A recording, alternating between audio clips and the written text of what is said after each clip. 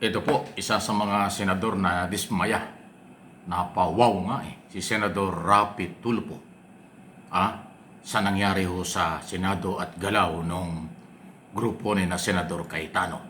Ito yung interview po ng News 5 kung saan alam naman natin si Rapi Tulfo ay matagal na nagtatrabaho dyan sa News 5 pero ito ay lehitimong balita at interview pagkatapos nung ang dating ay parang walkout.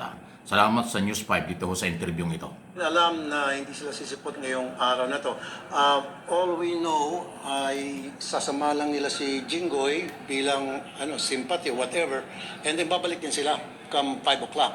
Kaso hindi nagsibalikan and we've been waiting and waiting. As you can see, almost 2 hours na kami nagantay and then all of a sudden nagpadala ng message si Alan kay Tito Sen at mahaba so paiksiin ko lang. Parang pinalilitaw niya na kami makikisa sa kanya na ibo-boycott na rin yung Senado parang to show independence. Your reaction to that? Wow! Talagang big no-no. Para bang, sabi pa nga ng anak ko, hello, ba't namin gagawin yun? Parang it's leading to something, I'm not gonna use the word disturb. I don't know, kayo na lang siguro bahala magbasa. Pero it is really uncalled for. It's very unprofessional. It's too much. It's too much. Kumbaga, hindi na mga professional itong mga kasamahan ko. Nakikita yung true character nila. Is this what we're calling history repeating itself? Yung nangyari dati sa HOR, yung mangyari ulit dito ngayon sa Senado, in-hostage kami. That shouldn't happen. Last week ho, sir, nagkaroon ho ng boycott ang minority at maaaring kinukumpara naman ito ng majority to what happened now. Anong masasabi niyo doon? Yun po ba yun? No. That's like comparing apples and oranges. Magkalayo. Kasi nag-walkout kami noon dahil ni-railroad nila yung isang rules at gusto nilang para ma-accommodate si Bato, kailangan agad-agad nag-motion si Marcoleta para i-allow ang mga senador na makapagboto online nang wala sa lugar. Ang sa amin naman, kailangan ipagdebatihan muna yan sa floor. And then at least give us another day, and then kinabukasan, pwede na siguro pagbotohan. Gusto nila agad-agad, right there and then. Hindi kami pumayag, at saka outnumbered kami, kaya we walk out. Tama lang naman. Kaysa naman, makisama kami doon sa kanilang baluktot na gustong gawin. And currently, si Senator Jinggoy will be detained. So paano ho ang magiging status niya? Hindi na siya makakaboto at saka yung pagpa-perform ng kanyang duty. Definitely. Si Jinggoy at saka si Bato, of course, hindi na sila pareho. Si Bato nagtatago. At least kahit paano, si Jinggoy, medyo hanga naman ako sa kanya dahil kung sa sumurrender, maayos, unlike yung sa isa, na nanggulo muna, nagkaroon pa ng pag-iskandalo. Ayan, kaya tayo nagkaganito ngayon because of Bato actually. Unlike kay Jinggoy, tahimik na sumurrender. So hanga ako sa kanya. Yung kanyang katapangan na para isurrender yung kanyang sarili nang sa hindi na magkaroon ng kaguluhan. Opo. Sina Julius at Cheryl ho ay nasa studio ngayon. Yan ang interview sa News 5 sa kanila. Salamat sa News 5 kasi bahagi po ng paliwanag at pahayag yan ni Senador Rapi Sabi Tulfo. ho ng kapatid yung si Senator Erwin, merong dalawa pang senador from majority bloc ang disgusted daw po sa mga nangyayari sa Senado. At sabi pa ni Senator Erwin, kakausapin sila ng minority bloc nitong nagdaang weekend. Meron na ho ba kayong impormasyon kung ano ang nangyari sa usapang ito? If we're talking about dismayado, I don't think dalawa lang ang dismayado. Ilan sa mga senador na siguro dismayado sa mga pangyayari.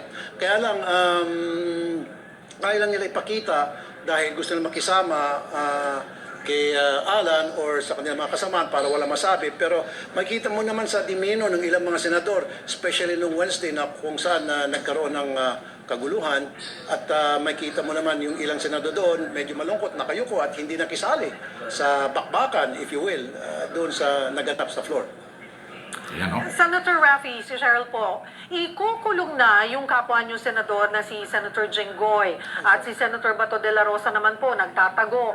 Ano ang reaksyon niyo doon sa mga nagsasabing abay ginigipit daw ng ginigipit daw ang majority bloc? Rule of law yan, due process.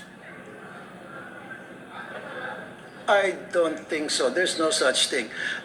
Yung nangyari kasi dito, that's rule of law. Meron naman talagang valid na warrant of arrest, and that warrant of arrest has to be served. Kaya nga, pumunta rito yung PNP para i-serve yung warrant, at sabi kanina, hanga naman ako kay Jinggoy kasi mahinaw na sumurrender siya kaysa magkaroon ng kaguluhan. So walang pagigipit mula sa amin. May kaso siya, and then yung kaso niya, dumating sa punto na nilabasan siya ng warrant, at yung warrant sinerved. Senator Rafi, Ayan, no? So, napakalinaw yan. Muli, salamat po sa News 5 sa interview niya kay Senador Rapi Tulfo. At sa akin pong personal na observation at pananaw dito, yung dating ni Senador Tulfo ay nagpapakita na para siyang veterano ng senador. Alam niya kung ano yung rule of law, alam niya yung proseso, tama yung kanya sinasabi, pinanindigan, at yun ang kailangan natin. Mabuti pa itong ganito, kung tutuusin, bago po ito. Unang term pa lang niya ito. Pero alam niya yun kung saan sila lalagay at kung ano ang dapat gawin. Yan ang kailangan natin. Salamat, Senator Tulfo, dahil narinindigan ka dyan. Totoo yan. Walang harassment. Ilang beses ka na hong naging topic na pag sinabing harassment, ang pagpapatupad ng batas ay katawa-tawa. At ang nagsasabi naman natin, alam natin kung saan galing yan. Huwag na kayong maniwala sa ganun. Nakapagtataka nga Sa bakit ganun talaga sila. Yung mga anti-Marcos, sigaw ng sigaw, ituloy ang investigasyon, panagutin ang mga involved sa korupsyon. Ito na nga yung ginagawa Nag-imbestiga, nagfile ng kaso, nagkaroon ng warrant of arrest, inaaresto na. Tapos ngayon sasabihin harassment. Akala ko ba gusto nyo ng panagutin? Di ba? Dapat lahat, ay lahat talaga. Isa-isa nga lang, hindi naman pwedeng pagsabay-sabayin Di ba sinasabi ng ombudsman, case build up, pag hinug ng ebidensya ipapile. Kaya marami pang susunod. Susunod dyan si Romualdez, dating speaker, kamag-anak ng Pangulo. Susunod dyan yung iba pang mga senador na posibleng ang mga kaso ay plunder din na may kaugnayan.